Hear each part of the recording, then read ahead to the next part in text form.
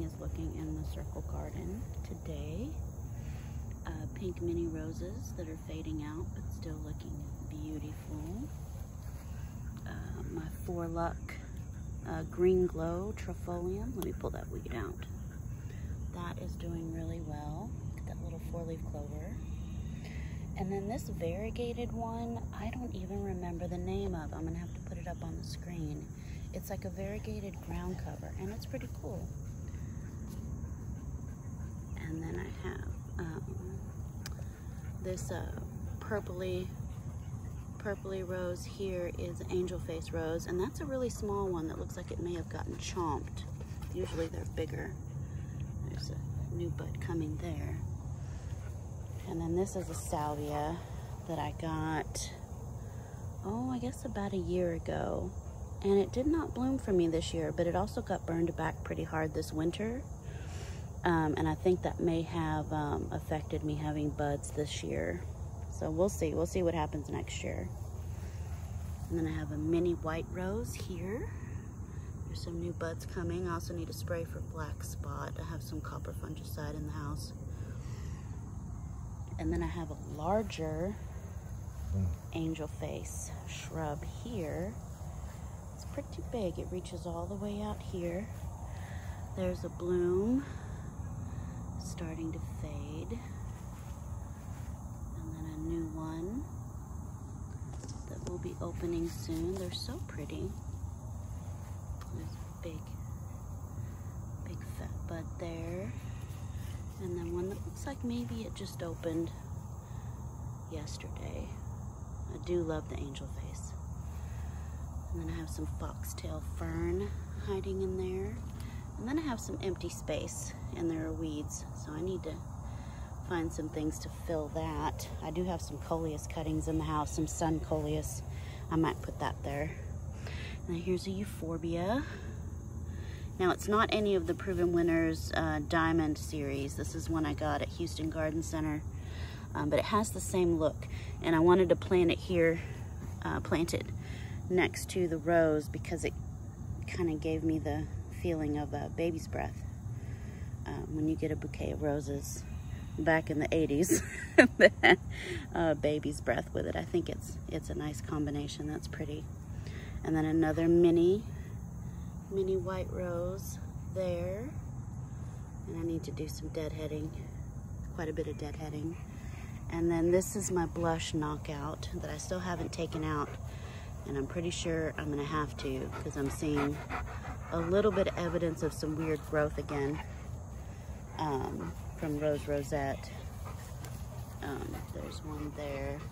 When the blooms, when the buds get a lot of extra little pieces, like feathers all over them. So that's not good. And of course we have Italian cypress here. We have 4 around this pole, which is probably too many, because when those cypress get full size, I don't know, it'll just look like a solid cypress, but we wanted to camouflage that pole. I think it's doing its job. It'll get there. And I did have a morning glory vine on this metal thing here, and it looks like the heat just petered it out. So I see there's some seeds there, so it may self-seed for later. Knockout blush is having a nice flush right now, but yeah, see those buds, they're little feathery. They just have little extra things growing on the sides. We'll see. That may be coming out soon, but right now it's looking pretty. A little one that hasn't opened yet. It's more of a hot pink. Very pretty. And my dark night butterfly bush did die. It is dead, and so I need to pull that out. We did have a pretty heavy rain a month or so ago, and it just drowned. It couldn't take it. Then I have some coleus here, this bright green, and I actually got this from work 2 years ago when they were changing out the color beds. I'm in commercial property management, so when my landscaper said they were changing out the plantings in the front, I'm like, I want those coleus. So in the winter time, I take pieces and I keep them in my office, cuttings. And then this is the 2nd year that I've planted them out into the garden. So nice for free plants. Another mini white rose with water droplets because I just watered. And then this is that Salvia again. Some broke off, and so I just planted it here and it's taken root, so that's good. Another angel face rose because of course it is my favorite in the garden. It has a wonderful scent, very, very almost lemony, like just most intense, strong like lemon blossoms. It's so good, love it. And then this hydrangea I got at Kroger like 4 years ago in the, you know, in the cut flower section. So I have no idea the cultivar.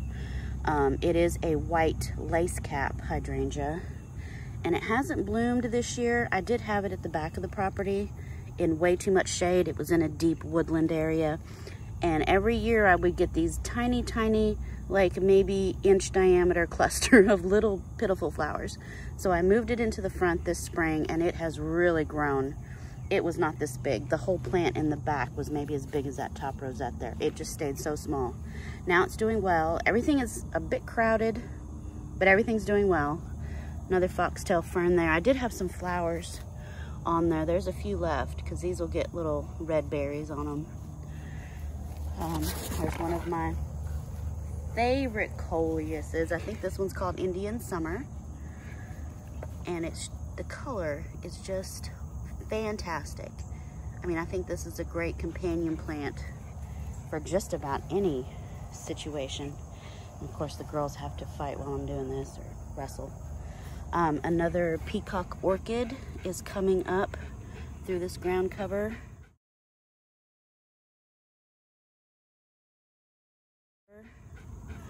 No blooms yet this year from the peacock orchids. The second year I've had them in the ground. They are related to gladiolus. So you plant a corm and then it just stays in the ground. It's warm enough to overwinter here. Now, it may not be cold enough in the winter to send up new blooms next year. That could be a thing, because usually I'd have blooms by now, and I do not. I really need to find the name of this ground cover because I love it. This is wonderful. And there's 2 of them here, and this was only $1.89 a piece. So I need to get some more of that, especially if they last through the winter and they stay evergreen. I will put that stuff everywhere. And then I have some bedding begonias. I have some Achillea that I grew from seed. I don't know why I put it right there. There's a couple of them. You can see the foliage down there of some Achillea, and then there's one hiding in there. Everything just got really big, and I did not space it properly. This is Mexican petunia. No blooms open yet. So here are the blooms. They will open later this morning. They will be purple. It's a purple bloom. They only last 1 day, and then they fall off. Actually, there's quite a few that are going to open. More foxtail fern. And then this is my Salvia farinaceae. This is some of the salvia that I had growing in my garden bed, and I had put some in the rose bed, and then I dug that up and put it in pots. Well, this that I planted here has reflushed beautiful. Like, this is all new foliage, completely new. So those blooms are going to look pretty when that purple starts popping back there. More coleus that I've had for a couple of years, more euphorbia, and then back around to the spent baby pink roses. So everything is looking lovely. I have some editing that I need to do and some additions that I'd like to put in to fill it out just a little bit more. But I like the variation in color. I'm gonna be real sad when I have to get rid of these blush knockouts because, man, those look pretty. My angel face is doing good. I do see a little evidence of rose rosette because on my angel face, see that new bud there? There is some little feathery things. It just gets, that bud is just weird with weird little feathers coming out of it, and it shouldn't do that. So it should look like that. Look, there's no feathers around that bud. Anyway, we'll see what happens.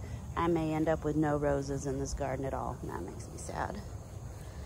So there's the circle bed this morning, looking lovely. All right, I gotta get ready for work. Bye.